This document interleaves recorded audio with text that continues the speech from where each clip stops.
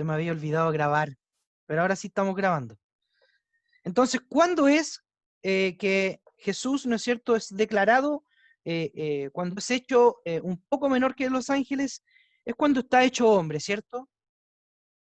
Entonces dice a Jesús coronado de gloria y de honra a causa del padecimiento de la muerte, para que por la gracia de Dios gustase la muerte por todos.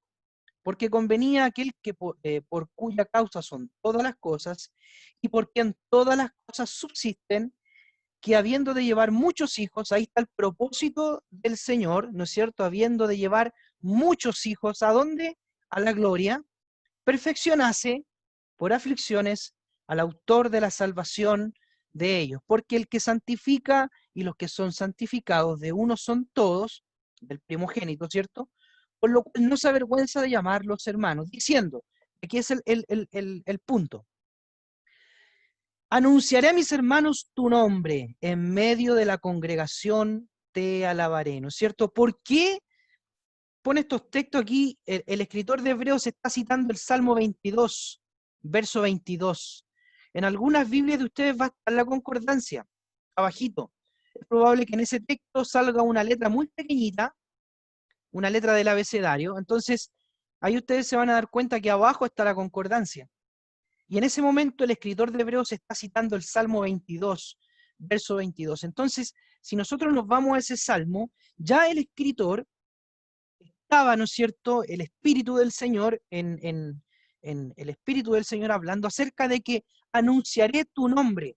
¿Por qué? Porque en ese nombre es en el cual Dios ha dado para que nosotros y las personas tengan salvación. No es otro nombre, es ese nombre el cual los versos anteriores, ¿se acuerdan que leíamos que Juan testificó? ¿Acerca de quién testificó? Acerca de ese nombre, de esa persona, ¿cierto? ¿Por qué? Porque él salvaría a su pueblo de los pecados, ¿cierto? Entonces, Dios siempre va a revelarse primero él y después va a revelar a su Hijo, va a revelar su palabra, va a revelar su nombre, ¿cierto? Entonces, ya después continúa diciendo que les dio potestad. Hechos, el libro de Hechos también, se recuerdan ustedes el capítulo 4, que ahí también dice, como para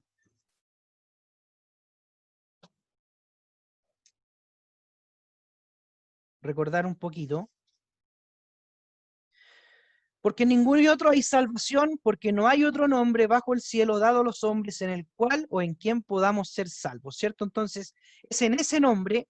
¿Por qué la importancia de ese nombre? ¿No es cierto? Porque es en ese nombre en el cual tenemos salvación nosotros. Entonces sigamos, dice, les dio la potestad de ser hechos hijos, ¿cierto? Esa palabra hijos, esa palabra que quiere decir niños, un tecnon, ¿no es cierto? Es un niño que va creciendo, que de a poquitos va creciendo para el Señor. Verso 13, los cuales no son engendrados de sangre debería decir ahí, ni de voluntad de carne, ni de voluntad de hombre, ¿cierto? Entonces, los hijos de Dios no son engendrados por hombres. Los hijos de Dios son engendrados por voluntad de Dios. Es decir, aquí hay algo súper importante acerca de que es Dios el que escoge, es Dios el que engendra hijos. ¿Se recuerdan lo que leíamos en Hebreos? Habiendo de llevar muchos hijos a la gloria, pero es Dios el que engendra hijos, no es el hombre. En este caso, es Dios el que hace la obra en la persona. A veces nosotros insistimos en algo, ¿no es cierto? Porque nosotros queremos ver la salvación en las personas, ¿cierto? No dejamos de anunciar, no podemos pasar por alto la gran comisión de anunciar, ¿no es cierto?, a las personas acerca de dónde y cómo se encuentra la salvación, pero es Dios el que va a engendrar hijos. Es Dios, como dice el libro de Hechos, el que va a añadir a la iglesia los que han, ¿no es cierto?, de ser, en este caso, salvos, ¿cierto? Pero ojo con eso, no debemos nosotros de dejar de anunciar, no nos debemos olvidar de esa gran comisión de que nosotros tenemos que anunciar, tenemos que hablar. ¿Y qué es lo que tenemos que hablar? Lo que decía anteriormente de Juan el Bautista, ¿cierto? Él dio testimonio acerca de esa luz, él da testimonio de ese nombre, del hablar, ahí está el hablar de Dios. ¿Se recuerdan Hechos? Cuando vino el Pentecostés, hacíamos esa referencia.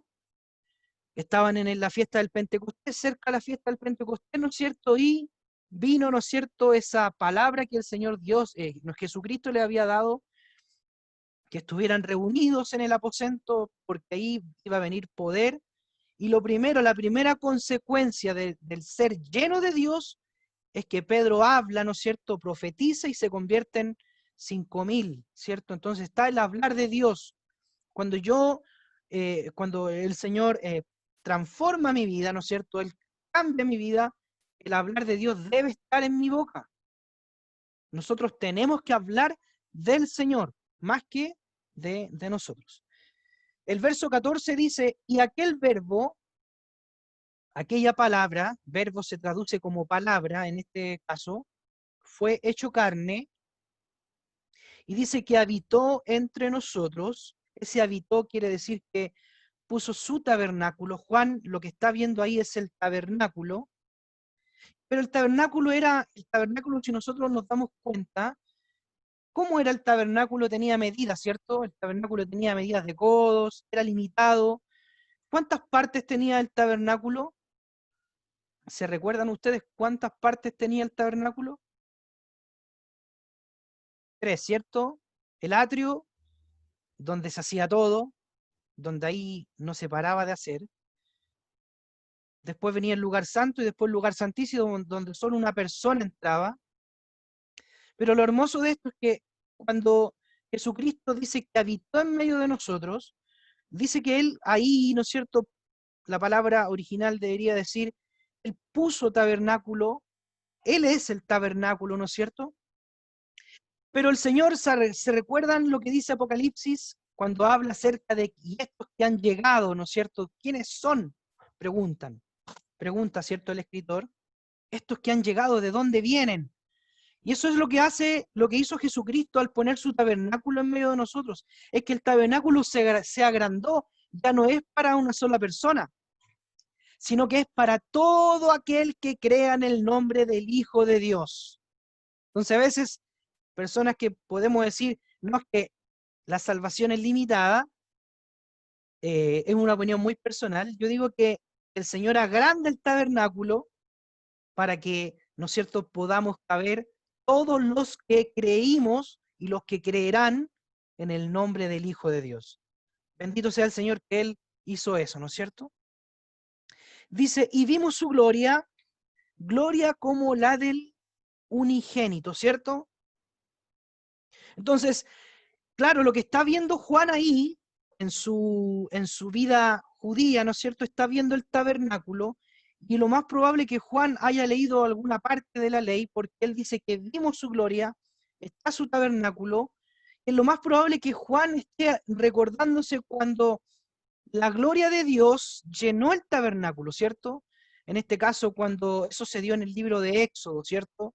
Cuando dice que terminó de construirse el tabernáculo y la nube, ¿no es cierto?, posó sobre el tabernáculo y estaba la gloria de Dios ahí. Después se vuelve a repetir el mismo texto, la misma referencia, cuando Salomón construye el templo.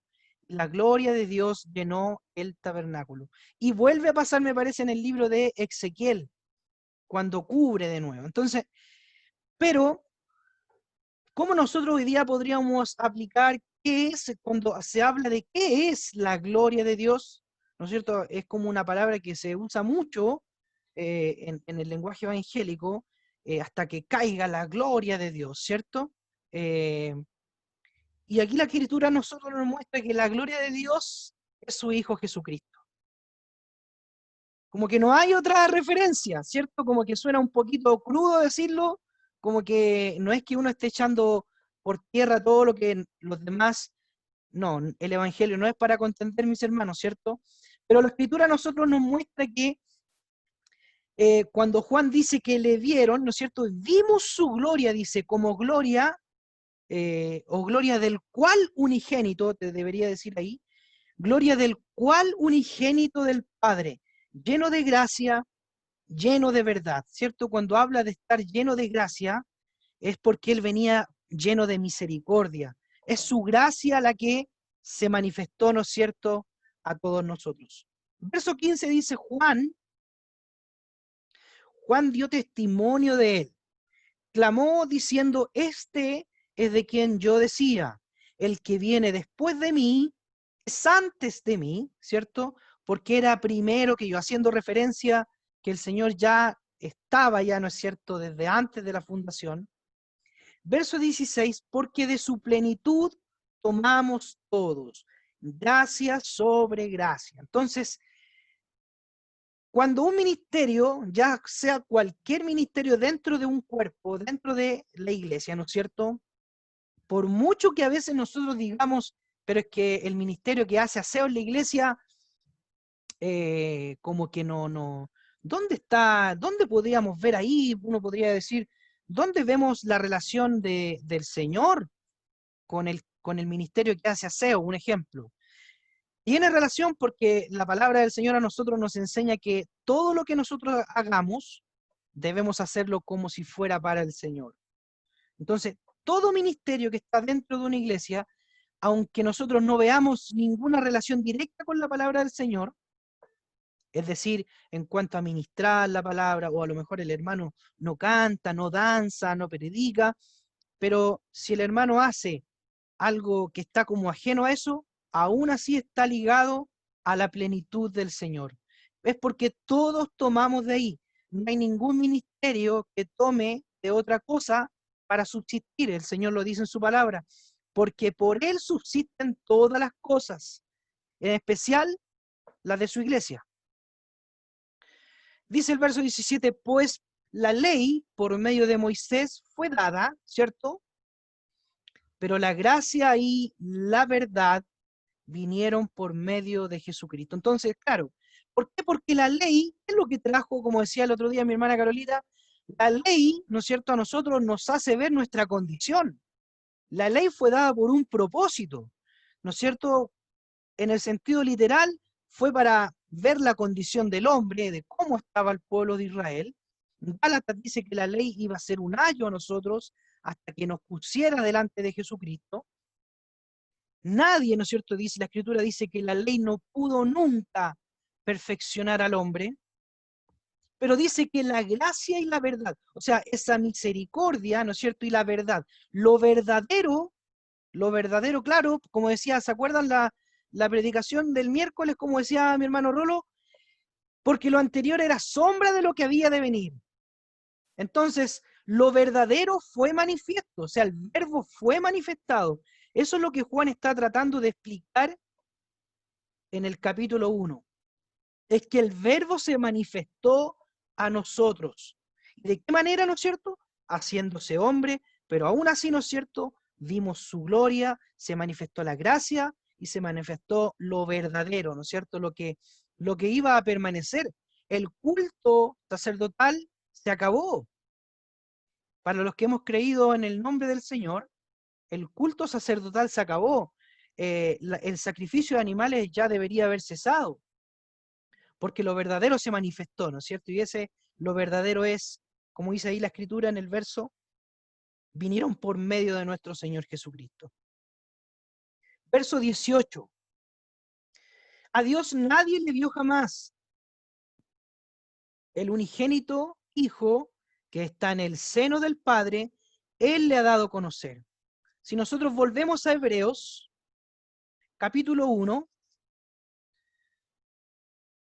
vaya ligando estos pasajes, hermano, uniendo estos pasajes como referencia, ese verso, a Dios nadie la ha visto jamás.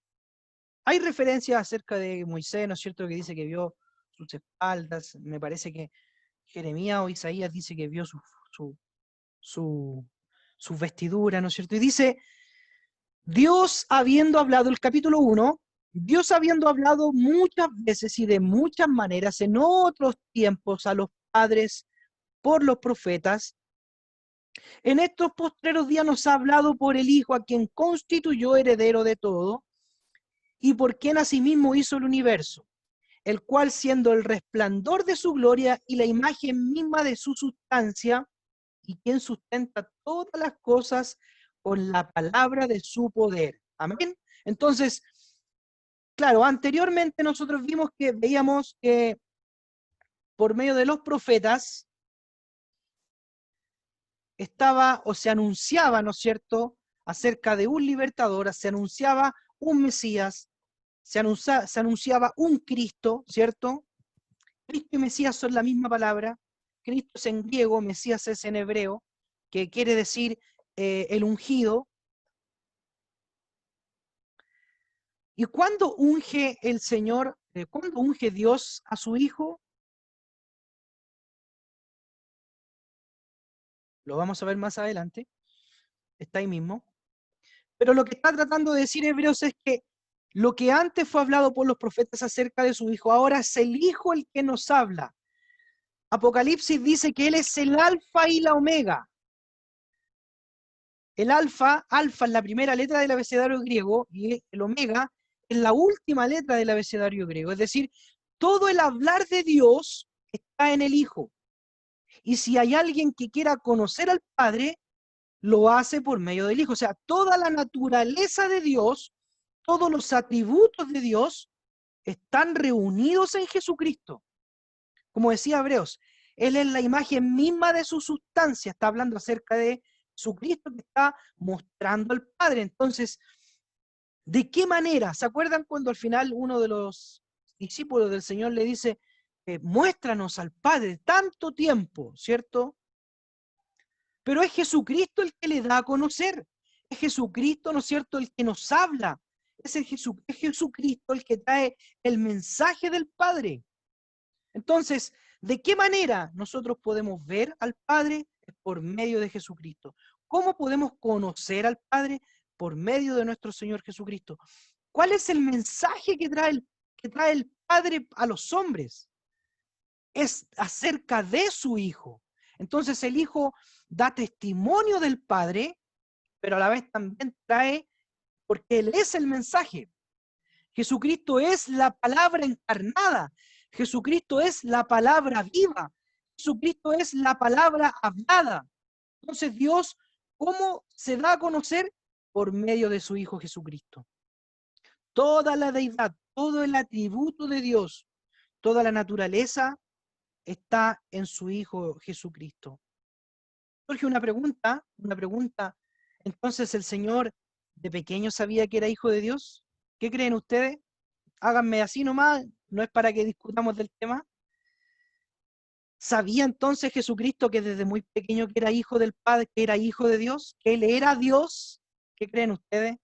Es una pregunta ahí que el Señor no, a veces, ¿cierto? Este es verso 19, este es el testimonio de Juan, cuando los judíos enviaron de Jerusalén sacerdotes y levitas para que le preguntasen, ¿tú quién eres? Confesó y no negó, sino que confesó, yo no soy el Cristo, yo no soy el ungido. Verso 21, y le preguntaron, ¿qué pues? ¿Eres tú Elías? Dijo, no soy. ¿Eres tú el profeta? Y él respondió, no. Y le dijeron, pues ¿quién eres? Para que demos respuesta a los que nos enviaron. ¿Qué dices de ti mismo? Juan responde, dijo, yo soy la voz de uno que clama en el desierto, ¿no es cierto? Y ahí está el mensaje que Juan tenía, enderezad el camino del Señor, como dijo el profeta. ¿Por qué les dice enderezar el camino? Los judíos, en parte más, los fariseos tenían la misión, como hablábamos el otro día, ¿no es cierto?, en la clase del lunes, de que el profeta tenía la misión de siempre enderezar el camino del pueblo de Israel. Eran los que estaban preocupados de que siempre el pueblo no se desviara. Pero en este caso el sacerdote y todo lo que es los que estaban encargados del culto de Israel, lamentablemente hacen lo contrario, ¿no es cierto? Es desviar el camino acerca de dónde tenían que mirar, ¿no es cierto? A dónde tenían que llevar a la gente. Propósito, ¿no es cierto?, de aquellos que ministran la palabra del Señor. Si alguno canta, ministra en el altar, el propósito siempre de nosotros es llevar al pueblo en el camino correcto, de siempre estar mostrando el señalado. O sea, cualquier situación, cualquier cosa que nosotros estemos pasando, lo que nosotros tenemos que siempre señalar es a su Hijo. Verso 24, los que habían sido enviados eran de los fariseos. Y le preguntaron y le dijeron, ¿por qué pues bautizas si tú no eres el Cristo, ni Elías, ni el profeta? Juan le respondió diciendo, yo bautizo con agua, mas en medio de vosotros está uno a quien vosotros no conocéis, aún se les había revelado, ¿cierto? Este es el que viene después de mí, el cual es antes de mí, lo cual yo no soy digno de desatar la correa de su calzado. Verso 28. Estas cosas sucedieron en Betabara, al otro lado del Jordán, donde Juan estaba bautizando. Juan va a recalcar eso, Juan va a ir marcando los tiempos donde suceden las cosas. El día siguiente vio Juan a Jesús que venía a él y dijo, he aquí el Cordero de Dios que quita el pecado del mundo. Este es, dice Juan, es aquel de quien yo dije, después de mí, me perdí, después de mí, ahí estoy, después de mí viene un varón el cual es antes de mí, porque era primero que yo. El cumplimiento de los tiempos, ¿cierto? Dios los tenía previstos. En ese momento Juan se da cuenta de la persona que está frente a él, es el Hijo de Dios, el Cordero de Dios, ¿cierto? El verso 31 lo dice, yo no le conocía. Uno se puede preguntar por qué no le conocía si Juan y Jesús eran parientes. Se llevan por meses de nacimiento. Claro, pero porque Juan lo conocía como el primo solamente. Pero a Juan aún no se le revelaba quién era verdaderamente su primo, sino que Juan quizás no se dio cuenta nunca. Por los textos que leemos, yo creo que Juan jugó con Jesús, salieron juntos, pero él no tenía la revelación acerca de la persona que estaba al lado. ¿Quién era él realmente? Dice, yo no le conocía, y aquí está lo que refuerza el texto, más para que fuese manifestado a Israel. Por esto yo vine bautizando, preparó el camino, ¿no es cierto?, para el Salvador en este caso. Verso 32. También dio Juan testimonio diciendo, vi al Espíritu que descendía del cielo como paloma y permaneció sobre él. ¿Por qué es importante el bautismo del Señor? Es porque en ese momento, es en ese preciso momento, cuando Jesús, hasta ese momento solo es Jesús. Pero cuando Él es bautizado, desde ese momento ya su nombre cambia a Jesucristo. ¿Por qué? Porque es en ese momento cuando Jesús es bautizado que Dios unge a su Hijo y le pone, ¿no es cierto?, ya ese título como Jesucristo, que debería decir Jesús el Cristo, Jesús el ungido Rey, ¿no es cierto? Eso es lo que apunta la palabra ungido, la palabra Cristo, Él es el Rey ungido, la misma palabra Mesías, Él es el ungido sacerdote, podríamos decir, porque tiene la connotación judía. Entonces, Cristo es un ungido Rey, Mesías también es ungido, ese ungido sacerdote, sumo sacerdote, dirá el libro de Hebreos. Dice el verso 33, yo no le conocía, pero el que me envió a bautizar, siendo Dios, aquel que me dijo, sobre quien veas descender el Espíritu y que permanece sobre él, ese es el que bautiza con Espíritu Santo. Amén. Entonces, Juan antes de esto no sabía quién era, o sea, a quién tenía al lado, ¿no es cierto? Él tenía a su primo, a Jesús, pero desde ese momento cuando Juan ve ese testimonio, cuando Juan ve esa señal, él se da cuenta de que Jesucristo es el Cordero de Dios, aquel que de él daba testimonio. Dice, yo le vi y he dado testimonio de que este es el Hijo de Dios. Verso 35, el siguiente día otra vez estaba Juan y dos de sus discípulos. Y mirando a Jesús que andaba por allí, dijo, he aquí el Cordero de Dios. Le oyeron hablar los dos discípulos y siguieron a Jesús. Al parecer primero que pareciera que eran discípulos de Juan y se cambiaron de bando. Y volviéndose Jesús y viendo que le seguían, les dijo, ¿qué buscáis? Ellos le respondieron o le dijeron, Rabí, que traducido es maestro, ¿cierto? ¿Dónde moras? Les dijo, venid y ved. Fueron y vieron dónde moraba y se quedaron con él aquel día, porque era como la hora 10. Nos vamos a saltar, porque aquí ya es netamente un hecho histórico, nos vamos a saltar al verso 43. Dice, el siguiente día quiso Jesús ir a Galilea y halló a Felipe y le dijo, sígueme, ¿cierto? Uno de sus primeros discípulos. Y Felipe era de Betsaida, la ciudad de Andrés y Pedro. Y Felipe halló a Natanael y le dijo, hemos hallado a aquel de quien escribió Moisés en la ley, así como los profetas, a Jesús, el hijo de José, perdón, de Nazaret. Natanael le dijo, ¿de Nazaret puede salir algo bueno? Le dijo Felipe, ven y ve.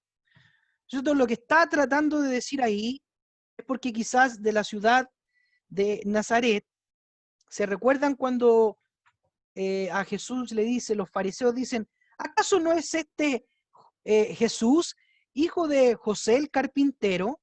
Claro, porque la ciudad de Nazaret se reconocía como una ciudad analfabeta y carpintera. Era como gente de campo, gente que trabajaba, ¿no es cierto?, en cosas de albañilería, ¿no es cierto?, como oficios.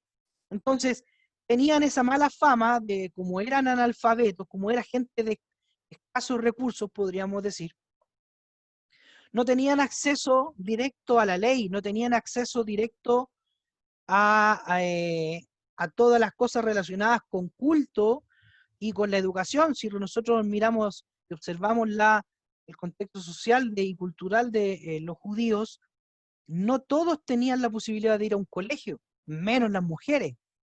La mujer solamente iba hasta una cierta edad y después la mujer era incluida por su madre en los quehaceres de la casa. O sea, la madre preparaba a su hija para que fuera una buena esposa.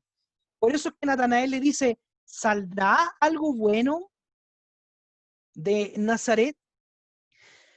Pero aquí hay un hecho interesante, le dice, cuando Jesús vio a Natanael, el verso 47, cuando Jesús vio a Natanael que se le acercaba, dijo de él, he aquí un verdadero israelita en quien no hay engaño. Entonces, ¿a qué apunta o qué nos indica cómo era Natanael? Cuando dice el Señor que era un verdadero, ¿no es cierto?, israelita en el cual no hay engaño. Apunta, ¿no es cierto?, o nos quiere indicar que Natanael, ¿no es cierto?, es un hombre íntegro, es un hombre que en el cual no había engaño en su vida. Y le dijo Natanael, ¿de dónde me conoces? Respondió Jesús y le dijo, antes que Felipe te llamara, cuando estabas debajo de la higuera, te vi. Respondió Natanael y le dijo, Rabí, tú eres el Hijo de Dios, tú eres el Rey de Israel, ¿no es cierto? Se le revela esto a Natanael. Respondió Jesús. ¿Se recuerdan ustedes el caso de Job? Job, él tenía en su mente, ¿no es cierto? Cuando nosotros leemos la historia de Job, vemos que cada vez que los hijos de Job pecaban, ¿se recuerdan qué hacía Job por sus hijos? ¿Qué hacía Job cuando sus hijos pecaban? Se dice que Job es uno de los libros más antiguos de la escritura hebrea, pero algo hacía Job cuando veía que sus hijos pecaban. Job corría a hacerlo. ¿Se recuerda? Ofrecía sacrificios. Ofrecía sacrificios, ¿cierto? Entonces, ¿por qué? Porque a lo mejor mis hijos blasfemaron, decía Job. Mis hijos a lo mejor blasfemaron en contra de Dios. Y Job corría a hacer un sacrificio, ¿no es cierto? Pero, ¿qué pasa con la vida de Job después? Job tiene esa situación, ¿no es cierto?, donde pierde a sus hijos, pierde a sus criados, pierde su ganado, pierde todo. No me recuerdo bien la historia, pero no sé si su cuerpo se llena de lepra o no.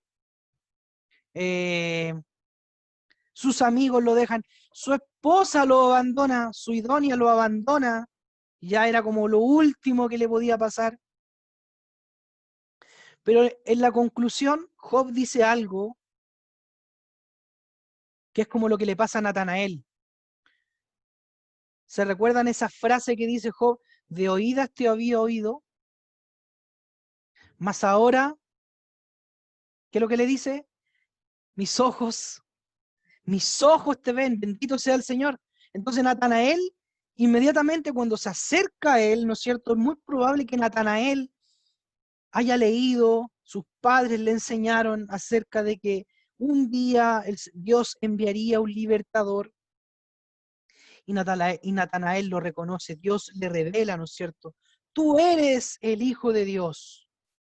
Y eso es importante, hermanos, que cuando nosotros nos encontramos con el Evangelio, para ir concluyendo por la hora, cuando nosotros nos encontramos con el Evangelio y cuando nosotros decimos, yo recibí al Señor, ¿cierto? Yo acepté al Señor en mi corazón, digámoslo así. Es necesario que nosotros le reconozcamos como el Hijo de Dios. No solamente que Él es mi Salvador, sino que también que Jesús es el Hijo de Dios, que Jesús es el Rey, que Jesús es el ungido de Dios. Es necesario que nosotros también veamos a Jesús como el prometido en las Escrituras, no solamente como mi Salvador. Es eso lo que ve Natanael. Natanael no solamente ve la salvación, como nosotros podemos ver cuántas veces nos hemos encontrado con personas que solamente les gusta a Jesucristo como su Salvador, pero no lo ven, ¿no es cierto?, como el ungido, no lo ven como el Hijo de Dios. Esa ya es parte de la revelación de Dios, de cómo Dios se revela. Y Dios se va a revelar, ¿no es cierto?, en este caso, en el tiempo que lo va estimando. ¿Por qué a Pedro no se le revela ahí y a Pedro se le revela más adelante? ¿Se recuerdan cuando en Mateo capítulo 16 está la referencia? Dice la palabra del Señor, es necesario, dice Jesús, que nosotros vayamos y que yo padezca por los sacerdotes, ¿no es cierto? ¿Y qué es lo que le dice Pedro? No, Señor, no te acontezca nada. ¿Se recuerdan de ese relato cuando el Señor le dice, apártate de mí, Satanás, porque me eres tropiezo? Anteriormente, ¿no es cierto? O después, si lo buscamos, dice que el Señor le está preguntando a sus discípulos, ¿quiénes creen que es Él?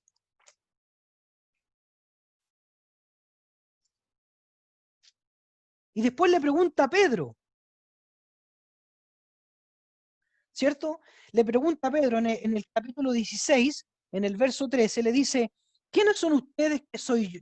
¿Quién soy yo? ¿Cierto? Y después le pregunta a Pedro en el verso 17, en el verso 16, perdón, y Simón Pedro le dice, tú eres el Cristo, el Hijo del Dios viviente. Amén. Entonces, cuando Dios a nosotros se nos revela, o cuando su Hijo se nos revela, siempre nosotros primero, claro, lo vamos a ver como Jesucristo, mi Salvador. Pero ¿se acuerdan el discipulado que nos enseñó el pastor? Jesús es Salvador y Señor. No solamente es Salvador, sino que también yo al Hijo de Dios, a Jesús, perdón, yo lo tengo que ver como Señor de mi vida, como como un rey ungido. Yo a Jesús lo tengo que ver como el Hijo del Dios viviente. Eso se nos tiene que revelar. Y si el Señor lo ha revelado, bendito sea el Señor. Hay una referencia cuando hoy en día sucede. Al Señor nos encanta verlo entronado, coronado en el cielo, a la diestra del Padre, resucitado con poder, ¿no es cierto? Ese es el poder del Evangelio que habla a Corintio, Pablo. No me avergüenzo del Evangelio porque es poder, es un poder que levanta de entre los muertos. Pero no nos gusta ver a ese Cristo sufrido, no nos gusta ver a ese Cristo que está todo lacerado, no nos gusta ver a ese Cristo que está todo golpeado en una cruz desnudo, porque Jesús fue crucificado desnudo. Pero es necesario que la persona vea a ese Jesucristo que está ahí todo quebrantado, porque ahí está su salvación. Eso es lo que anunciamos, ¿cierto? Eso es lo que predicamos. Ese Cristo que por la llaga de Cristo somos curados, ¿cierto? La primera curación que Dios nos hizo por medio de esa llaga fue quitarnos el pecado.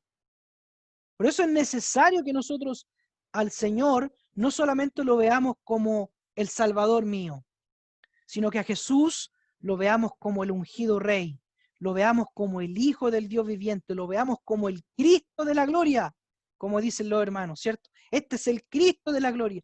Es necesario que también confesemos al Señor de esa manera.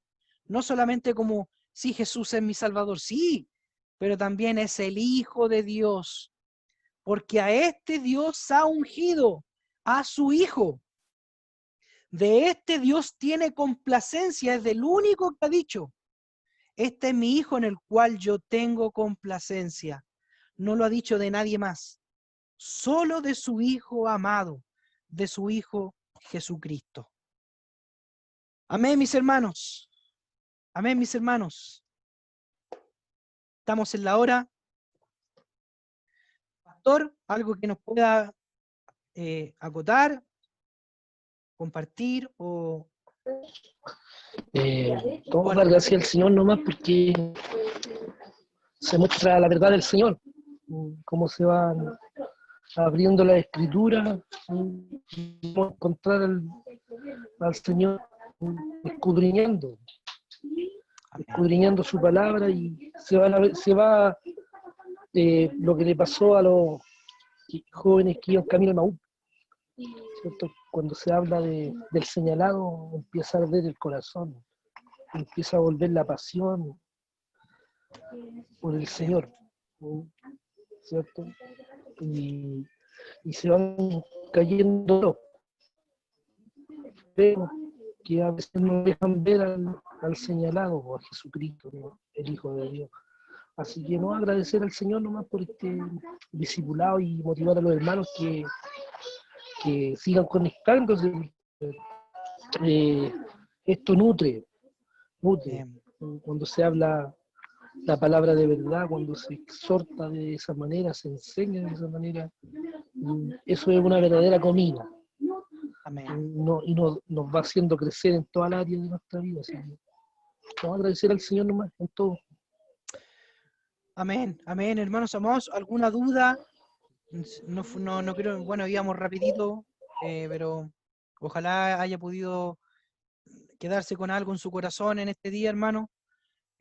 Agradecer a cada uno de los que se ha conectado en este día, agradecerle el tiempo que ustedes le dan al Señor, hermanos.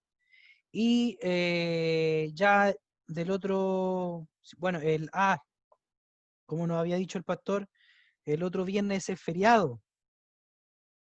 Así que dijera esta palabra, todo lo que hemos visto hasta el momento nos va a servir para masticarla, para digerirla, para poder buscar algo más si usted desea, ¿no es cierto? Y así descansamos, porque la palabra trae un peso y es necesario que nosotros la vayamos digiriendo.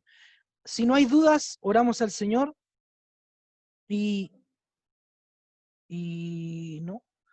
Vamos a pedirle a mi hermano Alonso si nos puede bendecir con una oración, mi hermano amado. Amén, mi hermano. Amén. Amén. Bájale el volumen, bájale el volumen. No, que le saque el volumen. Donde están cerquita parece, ¿Ahí sí? están cerquita. Ahí sí, mi hermano. Amén, mi Le hermano saca el amado. volumen. Acuérdate que tiene que tener batería. Amén, mi hermano. Cuando quiera, Ahí sí. ¿Ahí sí, mi hermano? ¿Se cuando escucha? quiera. Sí, amén, cuando quiera. Amén. Cerramos los ojitos. Padre Celestial, Padre de los cielos, vamos delante de tu presencia, Señor, dándote las gracias por este discipulado, Señor, el cual nos permite, Señor, conocerte aún más, escudriñando tu palabra. Bendito Dios, te pido, Señor, que tú seas bendiciendo a nuestro hermano Seguita, Señor, Amén. que sea dándole la paciencia, Señor, la mansedumbre. Gracias por su maestría, Señor, en tu palabra, bendito Dios. Sigue usándolo de gran manera, es de bendición para nosotros, mi Dios. Protege, Señor, y sigue cuidándonos cada día de todo lo que pueda suceder en la calle, bendito Dios. Gracias porque estamos en el hueco de tu mano, Señor, y tú nos cubres Amén. cada día. Amén. Amén. Gracias porque tus misericordias, Señor, se han renovado en este día, bendito Dios. Amén. Y hemos podido, Señor, presentarnos aquí a aprender más de ti, Señor, a aprender más de tu palabra, bendito Dios, que es conocerte a ti, mi Dios. Gracias, mi Señor. Y te pido, Señor, que tú seas bendiciendo todas las familias representadas en este momento. Amén. Bendito Dios, que no les falte, Señor, el día de mañana, Señor. Bendito Dios, provea, bendito Dios, la despensa, bendícela, Señor, Sí, Señor. y todo, Señor, lo que sea, lo que necesiten mis hermanos, Señor, tú provees, Señor, porque tú eres un Dios Amén. bueno, un Así Dios sea. lleno de amor. Así, me bendito Dios, te damos las gracias por este momento, Señor, el que podemos vernos a través de este medio, Señor, con nuestros hermanos, bendito Dios, bendíceles, guárdales, hasta cuando tú vengas, bendito Dios. Amén. En el nombre de tu Hijo Jesús, amén y amén. Amén. Amén, mis hermanos. El Señor les bendiga.